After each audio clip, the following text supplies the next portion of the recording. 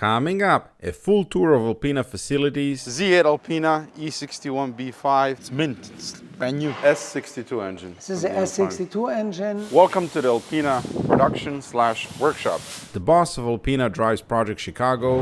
Yeah, quite quickly you have 250 kilometers per hour. And what was the total cost of this project? The final number is... Hello and welcome to the final episode of Project Chicago, the mighty Alpina B7. Yes, I can't believe it either, but we are there. The first order of business in this episode is to go back to the dyno. Oli from OE Motors made a custom tune for this car, and I just took it for a spin, and I think it's faster, but I couldn't really test it properly because it's raining. It's super slippery outside. So we'll see tomorrow on the lie detector. After that, we are heading to Buchloe, to Alpina, to tour their facility, to see their workshop, which should be pretty fun. And after that, we are going to do a full price breakdown of this project. Andiamo! We are back at Rote Motorsport, and Alpina is going on the lie detector yet again. In the previous episode, we went to the dyno and the B7 put down 464 PS and 607 Nm of torque. As this is a US spec Alpina B7, it had a map for fuel that's not as good as the one we have in Europe. So Oliver changed the software to Euro spec and also tweaked it a bit.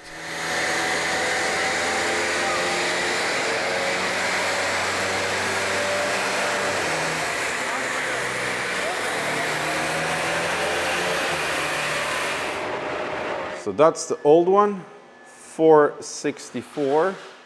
And this is what we have now, 480 PS and 616 Nm of torque. Definitely better than before, but here's the thing. Dynoing a car is far more complex than it might seem. We can go to 10 different dynos and get 10 different results. And with this particular one, it seems to be a bit conservative. With the E60 M5, it showed 514 PS, when it should have shown over 540 PS because of the mods that it has.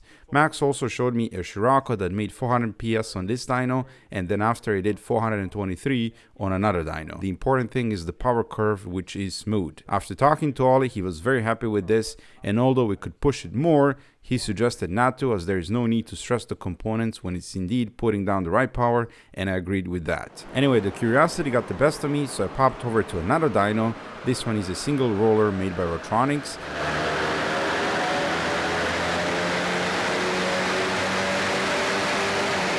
And here we got 495.7 PS and 692 Nm of torque. So there you have it.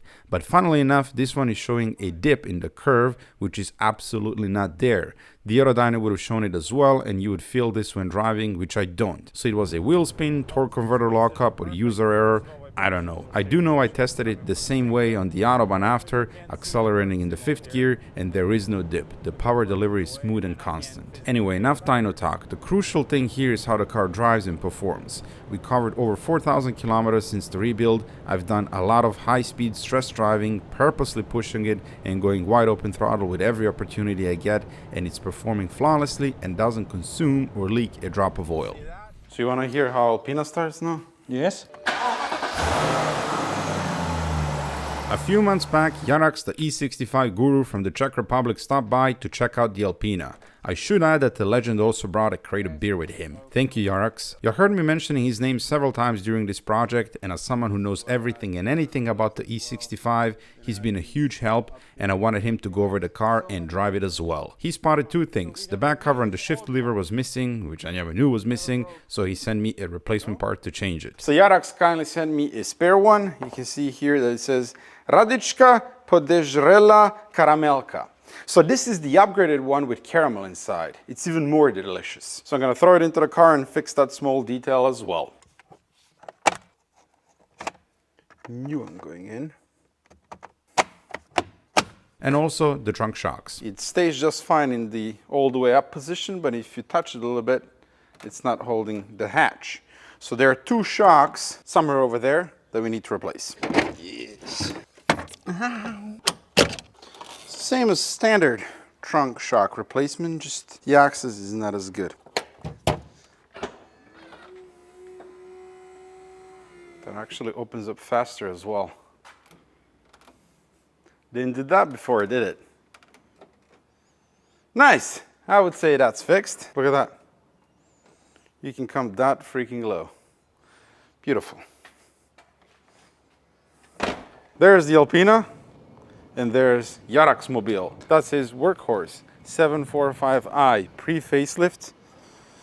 He bought it with 140,000 kilometers, and now it has 360. 360, and he put a lot of individual equipment in there. It has the soft Napa leather with embossed headrest there, and a beautiful, beautiful looking wood trim. And the titanium table. Look at this. Look at that, titanium. This is solid. And he has a fridge in the back as well, and another piece of wood trim up there. And the individual headlamp. Oh yeah, I forgot about that. So you can read, relax in the back. Everything is electronically adjustable. What a car, my man. And what do you think of Alpina? Alpina is perfect. The condition is perfect. Found only some minor things. Like the shocks for the trunk? Yes. And but the Sreten told me that he will repair it. yeah. So I will see. Because he's the expert. I don't know if anyone in the world knows as much about E65 as he does. Because how many did you service now? About 100. About 100. Now. And this is the continuous customers and stuff. Yes, continues. Yeah. So if you need a good service for the E65, I don't want any customers. no? You have enough? We have enough. I need more mechanics. Yeah. So if you want to repair E65s, you can. And learn more about them. Yes. Because literally every single question that I had about E65, he was able to answer. And now he's gonna buy Alpina as well. Maybe. When you first make a video with Alpina, I saw it. I saw you making many mistakes, and I saw the condition of the car, and I tell it will be never good car, never. You so said many, that. so many. Yes, I said it. So many problems on that car, and you will never be good because you don't know that car. You don't understand. It's different car than the other BMWs. You can't compare with E38 or with E60 or something like this. Yeah.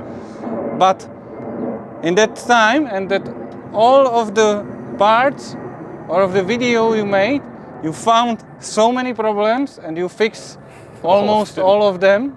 Not almost, And all of them. I must tell that for the person who never have E65, it's a great job. Great Thank you. job. Thank you. That means a lot. Thanks a lot. And for me, it was a huge learning point because I learned so much about Yes. E65, and I learned that this is one of the best. Yeah, because most you are well-engineered you are a good series. learner. Yeah. Yes. Because I'm amazed by the engineering. I love when I took apart the rear door, when I Yes. took apart the center console, everything, the wiper barrier that it's specific to this car, and it's not that flimsy material. It's just everything with bolts and stuff. It's good engineering. Thank you so much for coming out. Thank you too. To commemorate the end of this project, I had a custom plaque made. We went through thick and thin with this project, through absolutely everything, every single nut and bolt, especially on the engine. It deserves its own plaque, which is gonna go right over here. And I'm gonna use Rhinzo seal to attach it because that's gonna be heat resistant and strong enough to hold it in place, but also removable should someone choose to remove it. Try to line it up with the Alpina logo over there.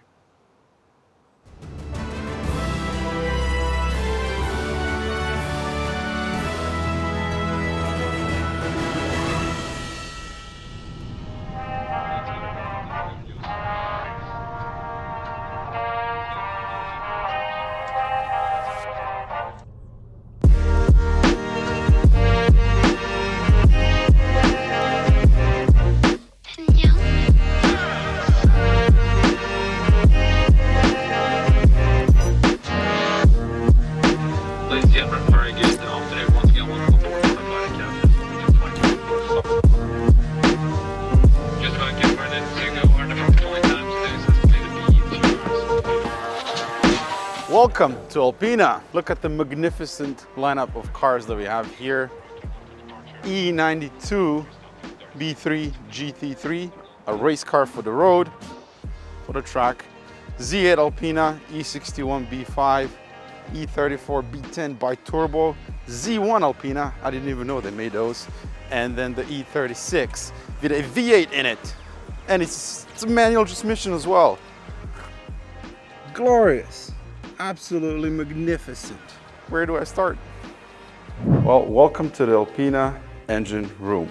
This is where the engine for my B7 was built back in the day. And as you can see, we already have engines all around us. And Lucas and team over there behind the camera, they're gonna give us a little tour, and we're gonna see some interesting stuff all around here. On one of those 8 test benches, or not test benches, engine stands, Yeah. your H1 engine was built. We always had commitment, one man, one engine. Oh, wow. So basically, for a 6-cylinder engine, the stuff that was working here had about 1 day for building the complete engine, and for the V8s we had 1.5 days. 1.5 days to build a V8 engine. How the process in here was, we had, the engines were just built up here.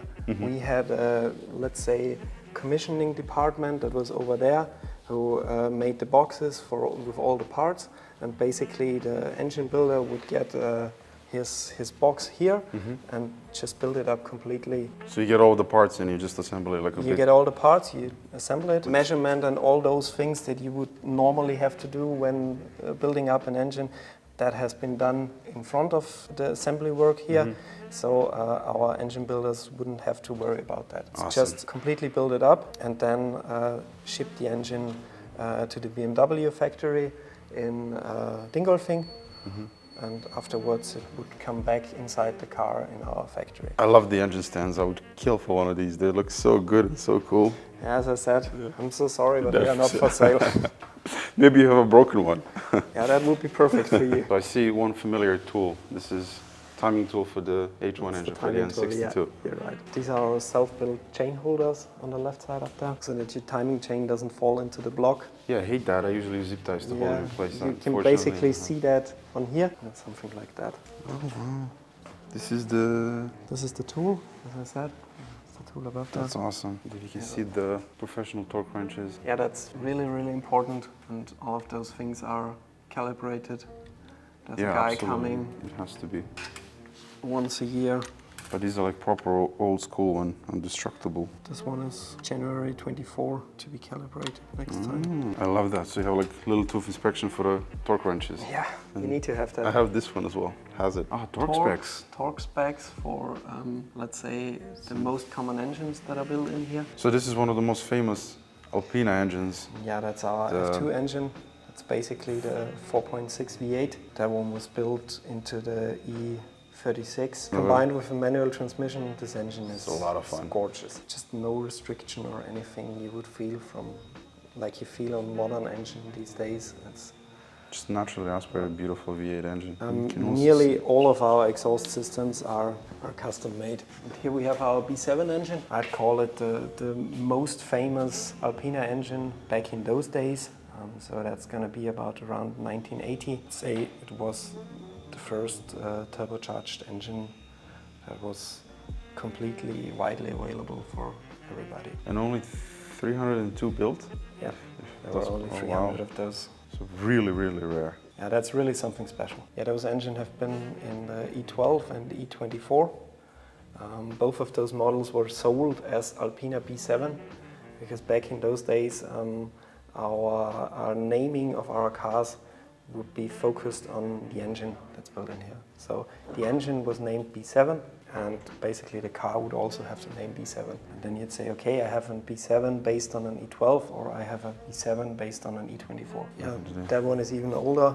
That's the E21. And also low production number, 306. There were models where you could buy a kit that was really, really the, let's say, first days of Alpina, where we had, let's say, carburetor kits for those engines. That was for the BMW Neue Klasse, new class in English. We've been selling carburetor kits for that. That's also where our, where our logo is coming from. Oh yeah, You can see on there. Yeah, in later days, let's say about 1970, we started to sell engines and we started to sell complete modified cars. And Alpina should get you. You hit the throttle and it's not nervous. It's always going to be calm. It's always going to push you with his torque forward. Don't rev it up at 5,000 RPM, something like that. That's not our philosophy how to build an engine.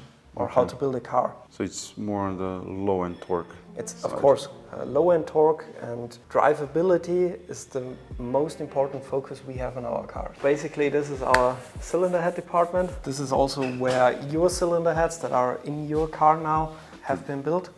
We have our valve cutters over there. Ah, okay. Over there is our machining department. We can phase off anything if that's needed. So basically what we have in-house here is complete engine building facilities. I was about to say you can do absolutely everything here. We You don't can have do to... nearly everything. We can't do honing in here. Okay. There you can see H1 Teile gebraucht. Yeah, if you ever need a special part, just give us a call. You probably, thank you. You probably have it somewhere around here, huh? We try to build up stock for all those old parts that will be getting out of Absolutely. stock from BMW Yeah, you in the have near to. future. You have to. That's some kind of, let's say, business we are trying to focus in the future. Over there we can see our combustion chamber volume measuring devices. Take one of those. Just put it over there and then... Yeah, put it over there, but you would have to place something let's like say that. a screen over there, some sort of plexiglass. Yep.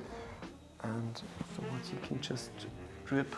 Mostly you do it with coolant fluid. Yeah, this is the Valvetronic head from the H1. Yes, it is. Yeah, that's There you it. go. So this is Alpina H1 head. Again, something we'd like to focus in the future is to restore those old cars. Not only restore the engine, but also do the chassis and do the suspension and do everything in-house here. At the moment we are a little bit limited in our production space, as you will see later, because we just need our lifts for our car production now. Yeah, it's a matter of capacity at the moment. There will be the possibility for every customer to bring their car here and get it restored to bright That's shining new. amazing. With Alpina certification, so it doesn't get any better than that. So that's the Alpina stamp right over Yes, there. the Alpina stamp over there. Yeah. And with that number you can determine a lot of things. We can determine when your engine was built or when your cylinder head was built. We can determine who built it. So that's This is basically the cylinder.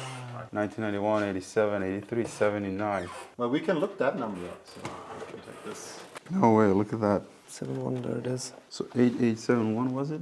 Yep. For B7/1. B7+1, 23rd, 6, 1986. That's your measured combustion volume, which valves were in there, head height, which springs came Springs. in there. Also, the Camshaft. camshaft has been measured. Amazing. That's basically it. So you don't have smell-o-vision, but the smell in here, it's beautiful. As soon as we open the first door over there, everything smells like oil. And you can tell that machining work and engine work is happening here, and I love it. This is a machining room. Yeah. Had some air duct of the T20 we drove yesterday.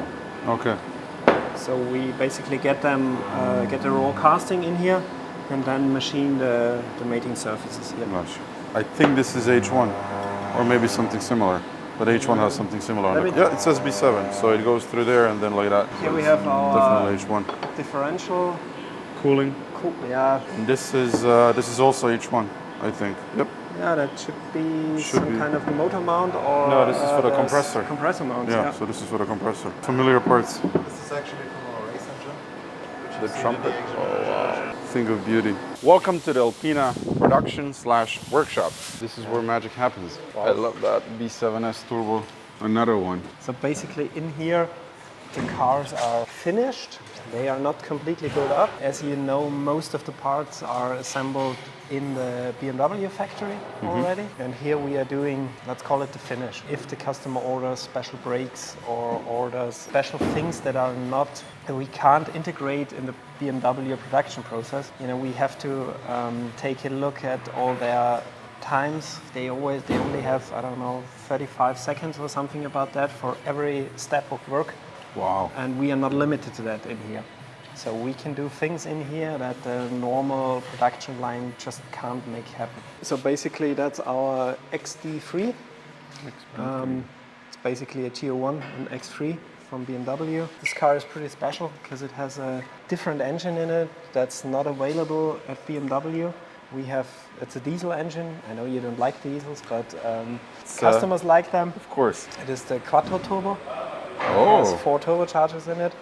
4 turbochargers. 4 turbochargers, 2 high pressure, 2 low pressures. It has about 400 horsepower.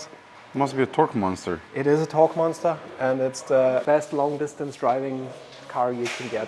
Really? This engine, yeah, it was never available at BMW for this model. We need something a little bit above that, what BMW is offering. We are also changing the exhaust system on that. Those are the green boxes you've seen yesterday Behind the building. over there. Okay. They are stacked, so it's basically a vice versa system. We get the original system from BMW to the manufacturer, and he brings them back to us, including our tailpipes. So that's, let's say, a special Alpina characteristic in the last models, 4 tailpipes and the oval finish of that. So here it gets the interior mats. Oh, that is nice. It's just really thick carpet. So is it typical for Alpina vehicles to have standard brake rotors, not like drilled or slotted? That brake that's on there is our standard brake. Okay. And there is an optional brake that has slotted rotors. We call that Sportbremse, sport brake. Yeah. But those are also things we can't integrate in the production process at BMW. We have to change them here. Okay. There was a test between a ceramic brake, there was a test between a carbon composite something brake, and our normal steel brake from the B5. Okay. The B5 just stopped better than everybody else. Really? Stock is usually better. You can also have a look in here. This is also basic BMW interior. Customer didn't order anything what's special about that. We still have the gear shifter in the LCI. BMW has, let's say, like a little flap in there. The lighted Alpina logo on the iDrive. Beautiful. So this is full Lavellina leather. Yeah, that's the seats are full Lavellina. Oh, it even got Lavellina Wow, in here. that is soft. Because we were just earlier touching standard BMW Napa leather, and the difference is massive with the Alpina logo. We can stamp in the Alpina logo onto the headrests. Even for normal BMW leather. We had a customer who wanted the initials of his wife on the right side and his initials on the driver's that's cool. seat. That's cool. I like his thinking. That's the process when we're doing Lavellina. So everything's getting out of the car. So the seats are all of taken it. out. Basically, this is our, let's say, old-timer lift or classic lift. We have one place reserved for those cars that are coming in that are, let's say, older than the ones we've just seen. 2 mechanics that are just focusing on the classic stuff in here. And this car is a customer car, the B7. It's quite a rare car. It's quite a rare car, and he's coming to us, let's say, for an engine service or for an oil change. For regular maintenance. Like that. Just regular maintenance. Oh, listen There to you go. I love the old whiny starters, and this even has a roll cage in it. So it looks like the customer is using this one properly.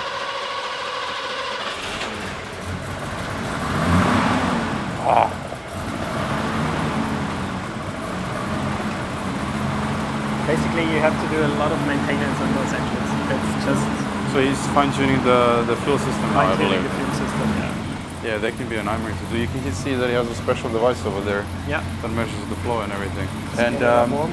that's sort of a lost art as well, because not a lot of people or a lot of mechanics nowadays can fine-tune the cage system. That's why we have 2 guys in here who mainly focus on those engines. Don't let those cars sit. Get out on the road. Drive them. If something happens, we are here to help you.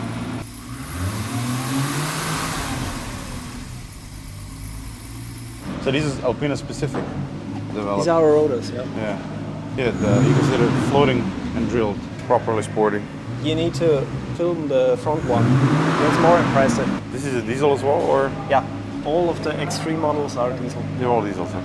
I think you've also got new floor mats in your car. Yep. We've sent you one with a crooked Yeah, logo. fix That it. was Yeah, I was joking yeah. in the video, and when Andy mentioned it, I was like, holy shit, he even heard about that. I mean, it's not a big deal, I it's showed twisted. to him. Really? Yeah, Oh I my took God. out the clip from your YouTube video. and I was sent just it to goofing him. around, now I feel sorry about saying anything. No, Yeah. that's perfectly fine. If Yeah. nobody tells us what we are doing wrong, Yeah. we can't get better. You want to have a look at the engine bay also? Absolutely. Yeah, This one's been basically. running, like it's hot. So this is the This is the- N63. S68 engine. This is the S68. That's only available in our GO7 LCI models. How many horsepower does this thing make? 621. So let's look at that car. That car is absolutely beautiful. So that's the B5 Touring. B5 or D5 Touring, yes? Stay on the back. Let me just Could you grab my Yeah, jacket absolutely. quick? You can tell by the exhaust, huh? Yeah, that's a diesel. That's a B5? That's a D5. It's a D5 diesel, okay. It's going to France. France, Only huh? new. So this is the model that I would like to have. As a The G31. As a G31, but as a petrol engine. Yeah, definitely. The B5 it's a monster.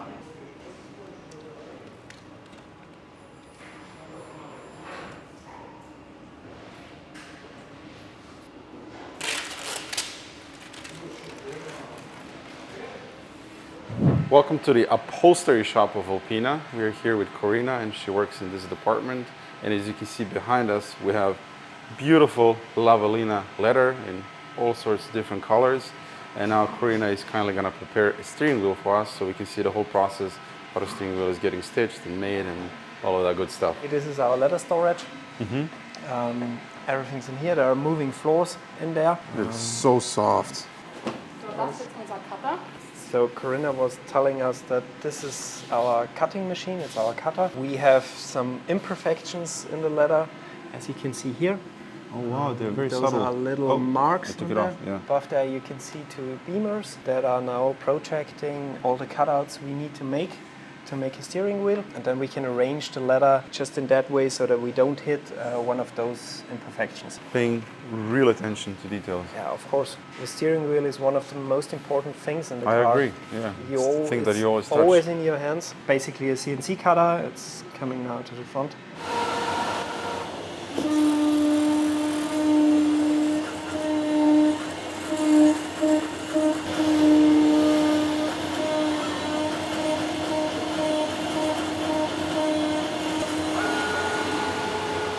That's it. That is so neat. Now you have your Look at the precise cuts. Und dann hat man schon mal den Kranz fürs Lenkrad, so einen Grobzuschnitt. Afterwards it's stitched together On the edges, yeah. on the edges. Stock original That's BMW stock steering wheel. original steering wheel. And then those stitched together leather patches come around here and then are then hand stitched with our green and blue threads. Parallel stitched as well, because this Yeah. is the one thing that's really beautiful. When you touch it here, it's nice and smooth. While you touch this one here, it's really rough because this is crisscross stitching, so quite a big difference. So this is the embossing station. This is where we emboss the Alpina logo on our headrests. It's a simple process. It's optional, so every customer can decide if he likes that, the Alpina logo in the headrest. But what we were talking before is we can do pretty much everything on a headrest as the customer wants it. For example, we just talked about Yeah. the M539 Restorations logo on there. Yeah. Would also be possible. We would just That's have to awesome. make a new die for it. And it has to be Alpina. And it has to be an Alpina. We can't do, unfortunately, we can't do Yeah. that on a BMW. Absolutely. So basically it's coming in there. The die is getting hot, or it is already hot. There you go. Takes a few seconds, 100 degrees Yeah. for 90 seconds. This is a process you can only do with real leather. Fake leather would just melt away. There you go. Wow, that's beautiful. Yes. Can you touch it? Is it too hot? No, no. You can touch it. It needs to be cleaned around here now, Yeah. but That is afterwards it's gonna be fine. really, really beautifully done. That's for you Oh, as a souvenir. thank you very much. Put this in the shop. Thank you. Vielen Dank, Corinne. You can see that's the front seat of a G30. That is the GT model we were talking about before. It's fully covered in Lavalina. Here are even the Even the button side rests panels, on the wow. side panels, as you admired before. An airbag that's embossed. Normally this is scratched now, or this is scuffed off Yeah, yeah, yeah. to To make prep the it for glue the stick better. and all done by hand. So do you start off with bare Yes. naked seat, or do you take the leather off from BMW ones? Or And then you take the leather off of the BMW seat. Then you have the, let's say, sub-assemblies here. So the back seats. So there's a special foam to make it even softer. Because leather alone will not be that soft. Das ist der Originale. okay, so That's this the is original original. seat, yeah. But it's just a little bit thinner and not that. It needs to be a bit stiffer. Yeah. And all natural material in it. Yeah, this definitely feels natural and softer and nicer under your fingers. Basically, that's how our leather department works. I mean, if you're ordering an Alpina, you really have to Yeah. go with the custom Lavalina interior, because this is... You should do it. And then Mr. Andy Bovensipen, the CEO of Alpina and a race car driver, had a bit of time in his busy schedule to jump in Project Chicago and go for a drive, which was a huge honor. When was the last time you drove an E65 B7? Oh, years ago. Years To ago. be honest, I doesn't have it in my mind. So, but it's interesting. So it's good to drive again and to get a feeling back from the time. Yes, from 2008. Yeah, and it was, of course, it was a quite interesting time because BMW at the time they had normally aspirated V8 engines. When I have it right in my head, it was around 333 horsepower, but it was not enough for Alpina, and we decided to make a Nautilus compressor engine with a belt-driven, you can say a belt-driven turbocharger, and yeah, the result then for the first time was a car for Alpina with 500 horsepower, which at the time was really outstanding.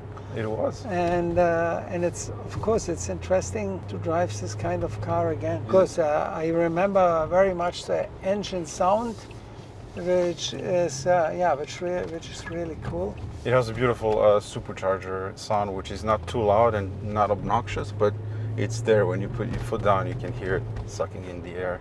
Yeah. The first thing for me when I drove for the first time properly was the torque, the instant torque in whichever range you are. Just hit the throttle and it pulls and pulls and pulls. Yeah, indeed. Yeah, you hear the sound, nice sound. Yeah, it's very comfortable, it's very quiet. I mean, this is a car for long distance journeys. You can do 1,500 kilometers in one day in this car and you're not gonna break a sweat. Yeah, it's a very nice car for long journeys, indeed. So on the Autobahn. So I was not happy with the E60 steering wheel, so I did this one. This is from the E60 M5. And then the SMG pedals, I got them to work, and illumination and everything. So it's good. You know.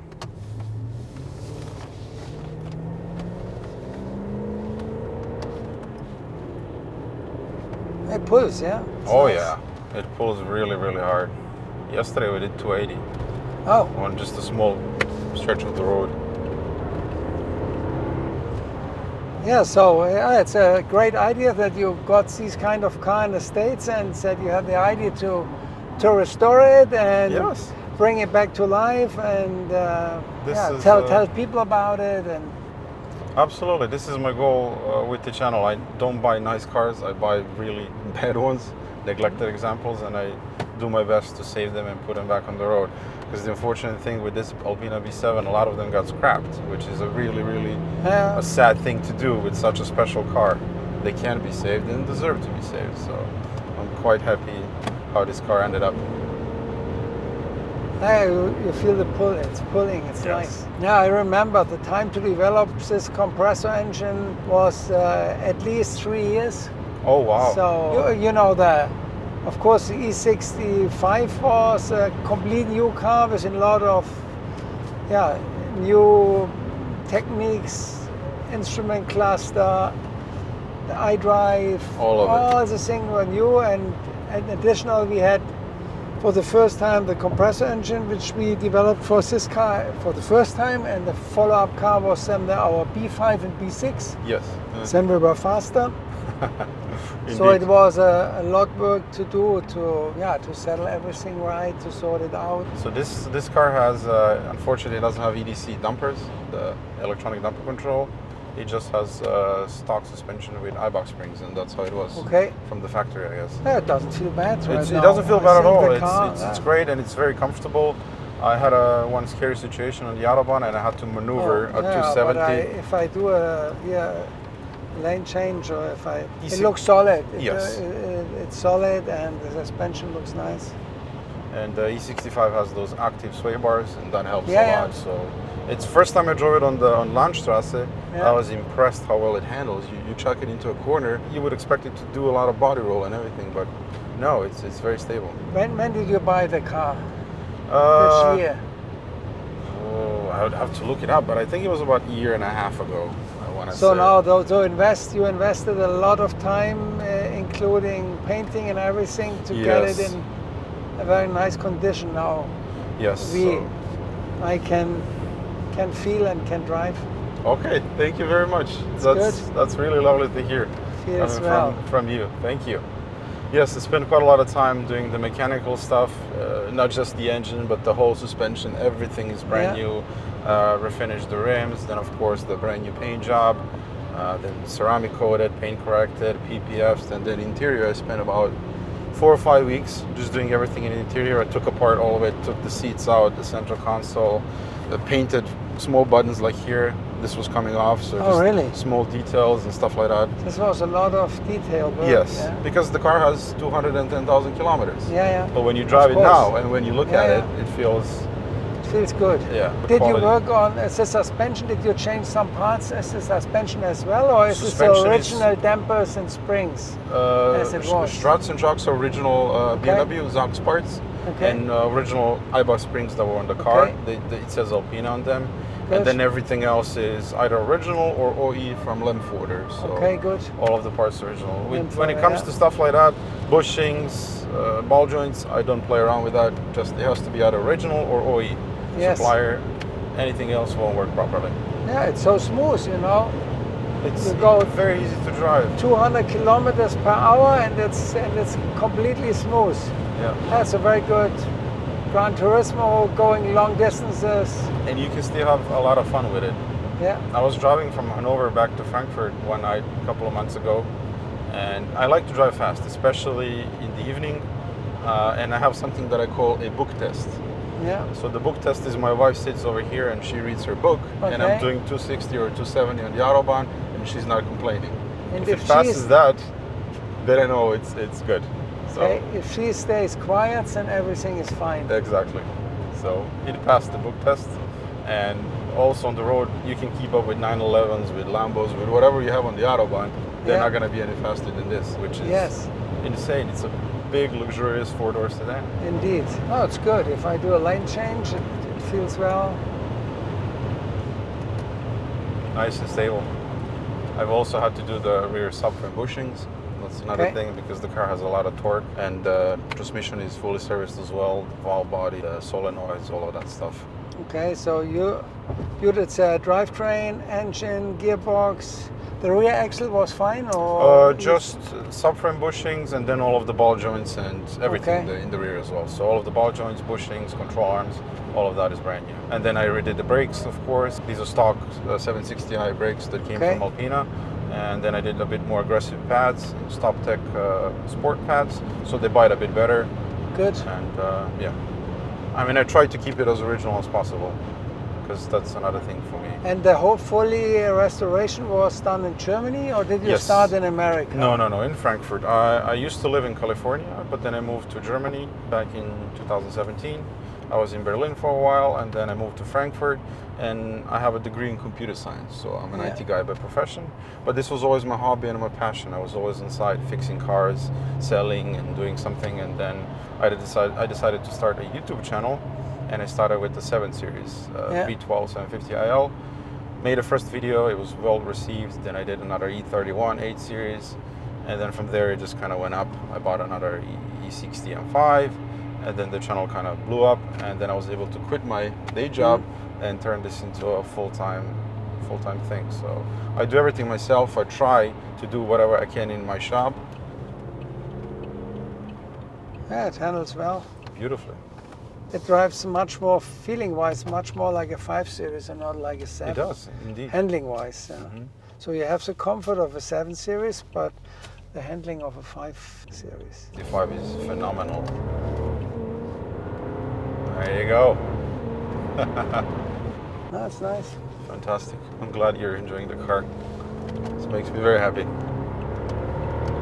Unfortunately, it's 80s. That's interesting, the nice wood and the design at the time, and Alcantara roof Yes, liner. completely. And the So Alpina which badge is- here. Yeah, Alpina So I badge. believe the US spec Alpina B7s, they didn't get the number. Yes, Uh, that's true. Because then everybody likes to have number 1, and that's Yeah. difficult.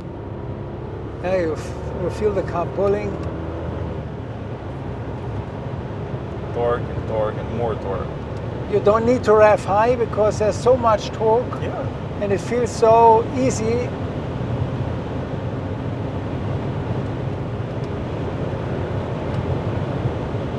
Yeah, quite quickly you have 250 kilometers per hour. So yeah, it's nice sitting in this car and getting remembered. So we are lucky. We can accelerate.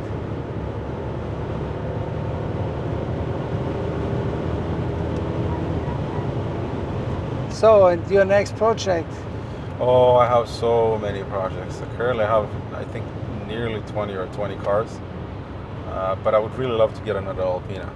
So one of my favorite Alpinas probably is E38 B12, either with the 5.7 or the 6-liter V12. Yeah, Because I'm a big fan of the V12s. I really love them. I love their smooth torque, power delivery, and their smoothness overall. I'm a big fan of them. Yeah, well, really nice cars. Yeah, you have always to get back into time, and when BMW did the V12 engine, there was back in the time there was no turbo engines, and so capacity, it was about capacity and 12-cylinder and a very smooth run. So we had very nice V12 cars in the E31. Yes, the 5.7. In the beginning of the 90s. And that's I saw one of those engines earlier, and I thought, okay, that's really impressive. The V12 came out in 88, 89, something like that. And by 1992, you already bored out the block and made it even more powerful and even more better. In the beginning, we had a version with 350 horsepower, a 5-liter, but then we expanded the capacity. So we had a 5.4, later 5.7. So it was always interesting with the V12. I mean, to get 500 horsepower out of a V8 engine in 2003 or 2004 when this car came out, just insane when you look at it that way, because back in the day Lambos used to make that power and had 4-door sedans. But if you mention Lamborghini, I mention a very nice time back in the day when Automotor and Sport invited some readers and said, oh, come with your fast car, your car at least has to go faster than 300 kilometers per hour, and then some readers can come down to Nardo and they can go more than 300 with their own car. And I remember one guy, he had a E65 long wheelbase version, and he came down, I think he flew down in his jet, and he had the car transported to Nardo, to southern Italy.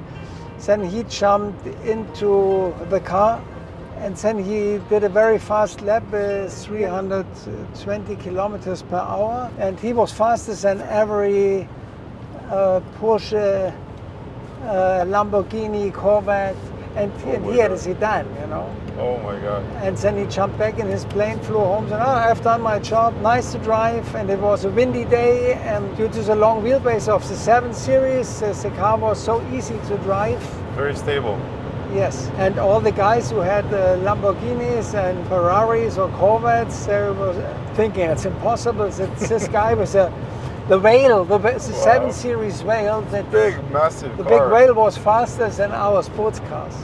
Wow. And that's the thing that I really like about Alpina, that I really love about Alpina, that I managed to put all of that in one package. The car is still very much usable. It's meant for road use, but it's still, if you want to put it on the track. That's our philosophy, to have a daily dream car which you can drive in daily use. You can go skiing, you can go hiking. We do a lot of touring models. You can put your gear in the trunk and have fun, or your bicycle or whatever, or maybe you tow a trailer, but if you like, you can go fast. It's for every day. It's a everyday dream car for business people who often travel a lot. They travel 30,000 miles annually or maybe more, and they like to have a car which gives them fun in everyday driving. Absolutely. Couldn't agree more with that. Yeah, it will be an interesting time now when the whole world moves more and more into electric vehicles, into battery electric vehicles, and so I think these kind of cars like V8, bi-turbo, 6-cylinder inline will be a lot of customers, friends and fans who like then finally to save these cars as cars for the weekends, as a second car or third car in the household, and the first car maybe could be an electric, but then the people like to have the original sound, like it's like a watch. You have to have today you have the quartz watches, but still mechanical watches have a very high value, and probably it will be developed the same way with V8 and V6 engines, where you hear the heartbeat.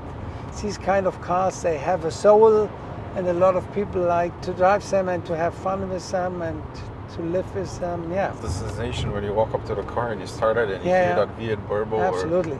So if you don't mind me asking, what's in the future for Alpina? Okay, so now we do our business till end of 2025, and we will sell, currently we sell annually more than 2,000 cars, so that's quite a lot. Probably we will sell nearly another 5,000 cars till end of 2025. Overall, probably Alpina built roughly 60,000 cars, and we have no exact figures, but probably around 50% of them are still in use, and therefore there's a lot of collectors, fans, car enthusiasts that like to come to our premises, still worldwide users. They come from Great Britain, they come from Greece, they come even from Japan, and they like to have a visit at our facility and to bring their cars to a service. And today, of course, some old cars from end of the 70s, our B7 turbos, of course we help the customers keep these kind of cars running, and we do some services for them, but the majority of the people today, we have to say, no, we cannot support you for a service because we are a production facility and we have not the capacity to do so. But in the future, 2026 onwards, we will have capacity to fulfill it, to help the customers even more. We will reproduce more old parts to keep these nice cars running. Still, there's a lot to do. Currently, we're selling. This year, we are building now 250 of the B5 GT, the B5 GT with 634 horsepower bi-turbo.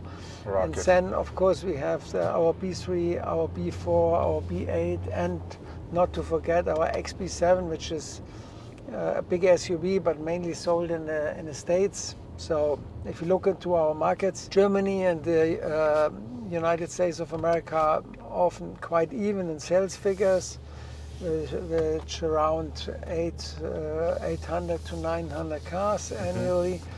Then, of course, Japan, more than 300 cars.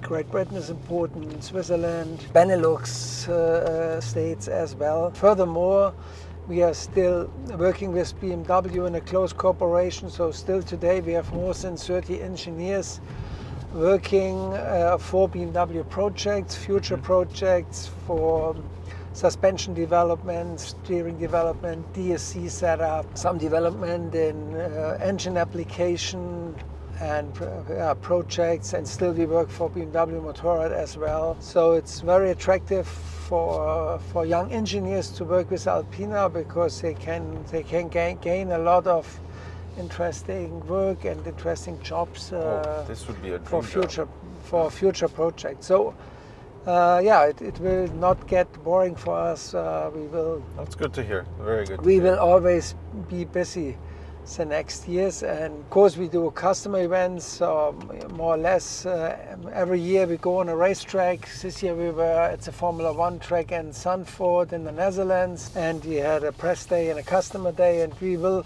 go on. We had race days for customers in Salzburg Ring, in the Hockenheim Ring, Bilsterberg. So we will be very close with our customers to keep them, to hear them what they say about their cars, and we like them to stay happy.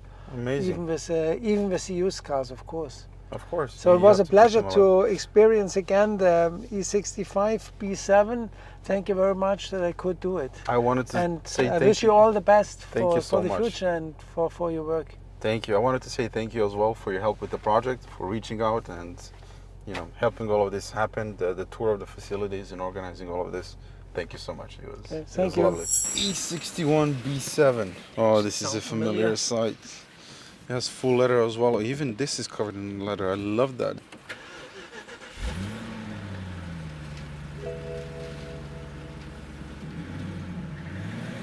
It sounds different than the B7. It has a different exhaust system. 200,000 kilometers. The interior is insanely beautiful. The embossing here on the seat, how soft the leather is. I would love to find one of these and restore, because they're such usable cars. 500 horsepower as well, and then you have massive space in the back. Oh, Battery is kaput. battery. Those cars are not driven that often. 9,681 kilometers. It's mint. It's brand new. The 4.6 E36. No one I expected it. especially like the Oh, additional wow. gauges in here. This is so important how voltage, coolant, oil pressure and oil temperature. 112,000 kilometers.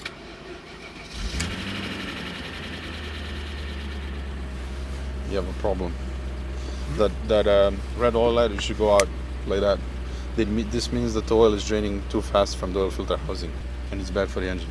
It doesn't really sound good at startup either. That's because of it. The oil pressure is not building up fast enough, so the valve train is rattling until it builds up oil pressure. Something in the there's a check valve in the oil filter housing, but it's mint inside as well. Everything is brand new. So this is one of your favorites? Not one of my favorites, maybe their favorite. The favorite.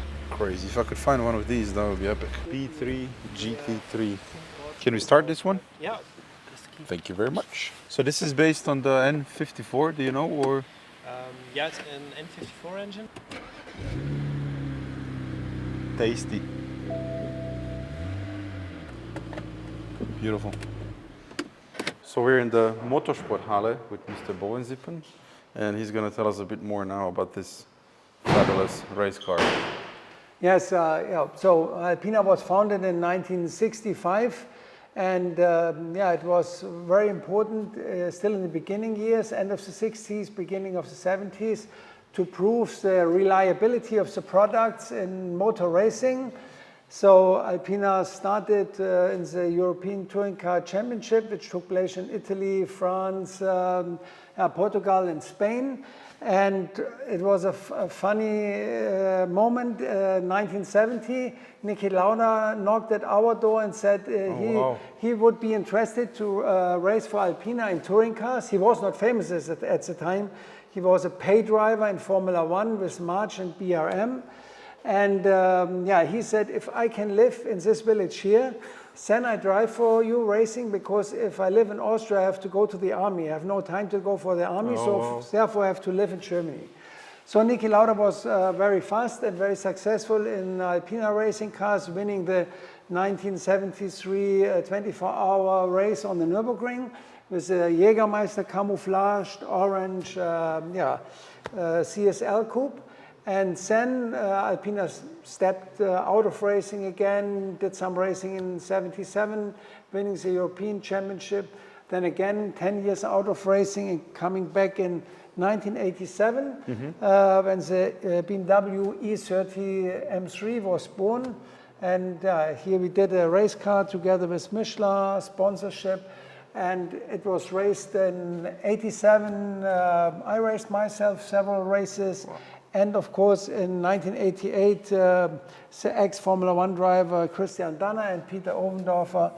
So this car was scoring several wins in the DTM. And then again, Alpina concentrated mainly on the road cars. Then the development started of the B7 bi-turbo in end of 87, and the car came 1989. So Alpina concentrated again on racing. Some years later, in 2008, 2009, I saw that the GT3 racing became much more important. So cool racing cars like Lamborghini, Porsche GT3, Mercedes SLS, Audi, Aston Martin, and so on. And I had the crazy idea making a race car out of the 6 Series we see here. That was a brilliant idea. This is a 6 Series E63, And we developed a race car completely with 20 people. The base car was 1,700 kilograms. We brought the weight down to 1,240 kilograms. Mind-blowing. And a very cool engine. We have to check whether whether I'm able to open it. Nice engine. We put the engine back 125 millimeters, put it to the rear. So this is the S62 engine. This is the S62 engine, and this is definitely not stock. and so it's of course to compete against the Ferrari 458 or Lamborghini or Porsche GT3 race car. Of course, you have to modify a E63 heavily. At least we lost 560 kilograms weight. Incredibly impressive. This is a complete carbon body. We have huge air intake in front here. Air directly comes out like a Ferrari sports car over the hood to create a lot of downforce. Yes, this is really important. And wind tunnel work was most important. You know, downforce is most important in motor racing, and you have up to 2.2 G forces in fast corners.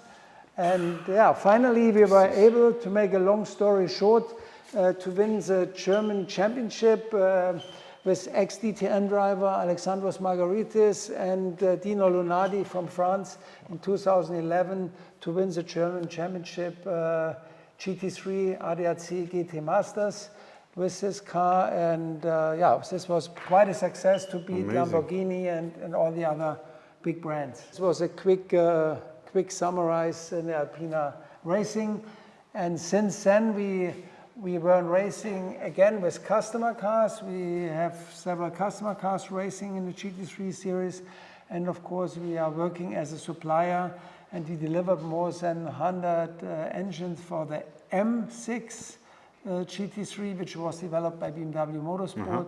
We have worked for them to prepare the engines and have the engines run in the dynos and these kind of stuff. So they're ready to be used on the track. Yes. And of course, we have built engines for the Dakar rallies. The X-Ray team has minis, and they were able to win 5 times within the last 12 years Dakar rally. So this is a quick motorsport story. It's beautiful. Thank you very much. It was a pleasure. Just one question. Do you roughly, because out of curiosity, how much power does this engine make? This engine is 575. 575. Yeah. Naturally aspirated. At 8,000 RPM. So you increase the arc. That is really, really impressive. Of course, this engine can do about 30 hours, and you need to make a rebuild. Okay, to refresh it. Because of the high reffing. You can have a quick look. Yeah, underneath of the hood of the E30, absolutely. It's E30 as well. So this is the S14 or? S14, yeah. Yeah, this side is even more attractive. Both of them are really. This side. Carbon fiber intakes. Yes. So the intake noise on this engine is. Yeah. So this is the one that you raced back in the day? Yes, in the 87. It's an original car, and it's in a brilliant condition. It's in fantastic condition. I'm really impressed with this one as well. It's incredible for a car that went racing. And this one, how much did this make power? How much power did it make? I don't know exactly. I think 320, around 320. It's a 2.3 liter. Later there was a 2.5. Yes. But this is a 2.3 liter 4-cylinder, and it revs around 8,600. You can have a seat if you like to sit in there. Yeah, you can of course try. I would. Thank you. We have to open the seat belts. So do you still take it racing sometimes, or? Once we did a hill climb race at the Bernina Pass in Switzerland. I raced it, I think it was 2019. Oh, wow. Okay, in 2020 I did a hill climb race night. Racing clutch, amazing. Yeah, analog instruments. It's a basic race car, but nice to drive, and it's quite hard work to go fast in these kind of cars. I can imagine. It's a lot of work. A lot of drifting, and it's just you and the machine. There are no. Yes. There are no helpers. No helpers. no servo steering. Everything. No servo brake. No servo steering. It's just complete manually. Fighting. Everything is manually. It's fantastic. Any plans of going back and racing again? Not currently. There's a lot of things to do for the road cars right now, but you never know. You never know. That's good. I have no idea what. maybe some historic racing. We do a restoration of a rebuild of one of these cars. Oh, We had some spare parts and we tried to do it. We can have a quick look if you like. yeah, why not? Okay, you're gonna have to help me here because I have no idea what all of this is. The oil pump for the diff. Yes. No, this was never a race car. This was a spare body. Uh-huh. And we make out of our spare parts, we Build establish another another race. So then we But that's can phenomenal. we can put the real car in the museum, and the spare we can use for historic The truck. racing maybe in the future. Excellent plan. Two-piece rims. I love that even though you're going racing, you still managed to keep the famous Alpina. Yeah, we rims. try to. Yeah, we try It's- as good as we can. So we rebuild a spare engine. The S14. Yeah. Wow, with the headers and everything. So that's ready to go in almost. Yes. So when we did the racing, we did this was one of the workshops to do the whole body work. So when we had the heavy bodies from the E63, we removed the sidewalls and put off a lot of steels, and we put it together because we had the anti-roll cage. Yeah. It was a lot of work. But definitely successful racing history. Yes. Well, thank you so much for the tour again. Yes. This was lovely It was to a see all pleasure. of the cars. So we're in yet another facility, and this is the engine stand testing room. Well, the engine testing room, Well, I guess. basically, How do you the technically whole call it? building here is our development center. We have here 5 engine test benches. We can test nearly every engine in here. Also high performance models like our S68, which we will see in a minute in there. Here we have the controls of the test bench. Basically you have 3 options how to control a test bench. It's always RPM. So the engine test stand will always keep the engine at, let's say, 2000 RPM. And then you can vary the load that's on it. So you give it, I don't know, 2000 RPM, that should be 500 Newton meters or something like that. And then you have alpha, that's basically your throttle pedal. So those 3 values you can adjust here. You can do a Nürburgring simulation here, where basically the engine thinks it's on the Nürburgring and goes around corner after corner after corner. Wow. So you can prep it for Nürburgring even before you actually go to the Nürburgring. You can do that. But Amazing. that's not the main goal. You can Yeah. do, let's say, test runs from an engine for 500 hours or something like that. And if one of those engines lasts for 500 hours on the full load, You know it's going to last you know it's gonna lot last more a than lot. that. Yeah, okay, that's really good. That's Really cool. basically what we are doing here. Of course, we can offer that as a service for every other customer that comes to us. But at the moment, we are mostly doing our production engine for also. ourselves. Everything's nice and clean in here. It Everything's is, maintained. it is. Everything You're is. absolutely right. I think that's just, you get a feeling when you come in here, everything's all right. And I'd like to leave my engine here. Yeah, I We mean, can just take a quick peek inside. everything around here is like a pharmacy. Everything is nice and tidy. It's just, Yeah, so basically this is our S68 engine. All of this thing above, we call that Galgen in Germany, or in German. That's there's every measurement, every pressure measurement, every temperature measurement. That's all coming inside there. You even have a microphone up there. yeah, just part of Because that. otherwise you can't really hear the engine when the door is closed. When the engine is running, you can't come in here, so the door has to be shut. Everything's monitored with CO and AC, HC. So if anything happens, there's a CO2 fire extinguisher so in it here. just takes the oxygen out and Takes the oxygen out, and Okay. everything's gonna come down. Gotcha. What we are also doing here, aging the catalysts, so that we can really be sure that even a car that has done 200,000 kilometers still passes emission tests. So there's no limit in time or kilometers. A car must be able to do its whole lifespan with the same emissions. As you can see, we Very are important. a little bit short on space in here because we had to take the exhaust system in an, like, say, L shape. Oh, I see. I didn't even notice that earlier. L shape gotcha. in here. Did you make this one? Yes, I did. You did? There you go. Awesome. Okay, yeah, so it goes all the way Comes out around. here.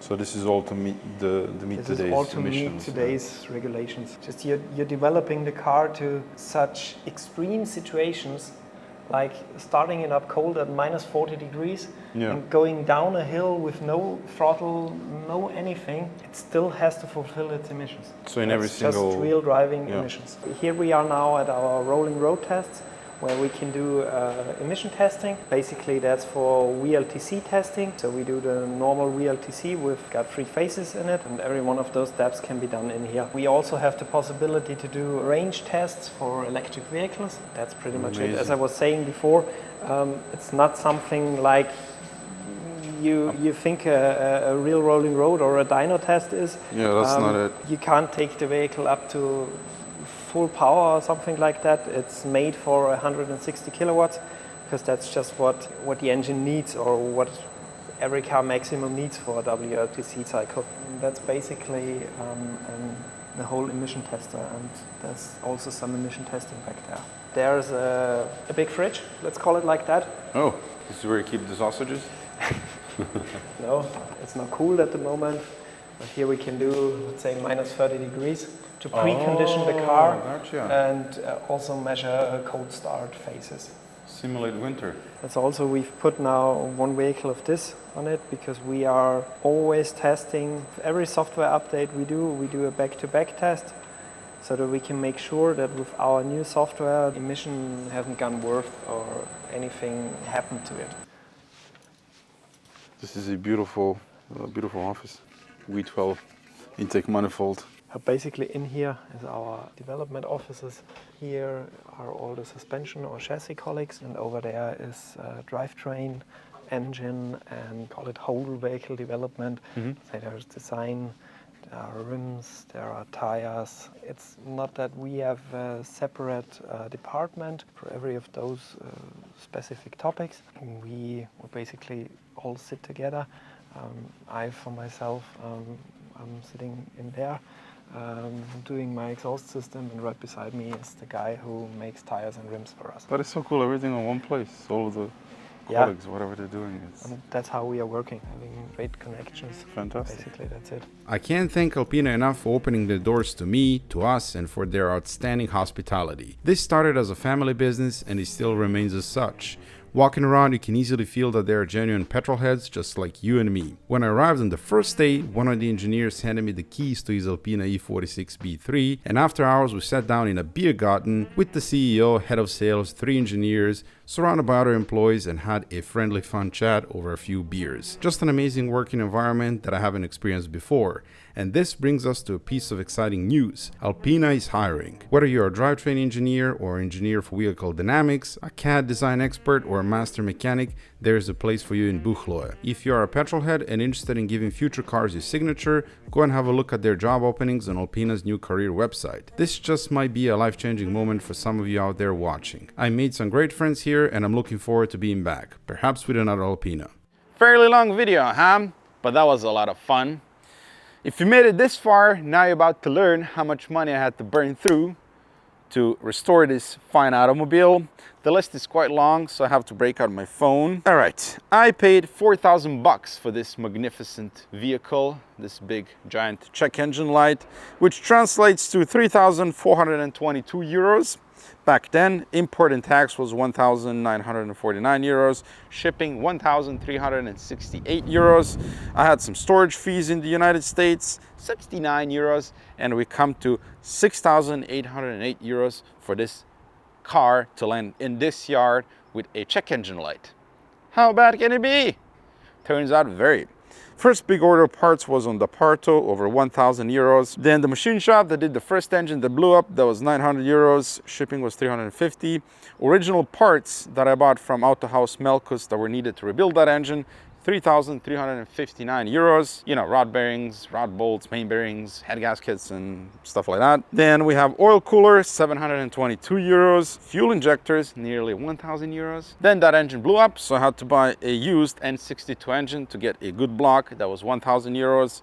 2 used Alpina pistons, 530 euros. The part order, over 500 euros. Then 2 orders from Autohaus Melkus for parts that were needed to rebuild the second engine, over 2,400 euros. Tooth was around 340. The data sheet that's needed to do the tooth inspection, 452 euros. Headlights, 939 euros.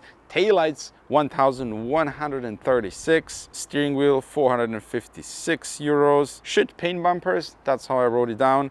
That's the guy that painted the front and rear bumpers and I don't know, some other small stuff and messed up the color entirely. That was 1,200 euros. Then we have the wheels, 1,350 euros to refurbish them. Transmission service was 527 euros just for the parts. You paint job, 4,650 euros. And you know, the list just goes on and on. I'm gonna put it up on the screen and hopefully tidy up a bit, all of this. But the final number is 39,589 euros. Yes. Nearly 40,000 European shillings to restore this car. That is a ton of money. By far the most I ever invested in a single car, the most expensive project that I ever had. Granted, it would have been much cheaper if the first engine didn't blow up, if the car didn't need a paint job, if some stuff didn't happen, if it went, you know, how it should have. But it went down how it did, and that's the final price. Now, two questions popped to my mind.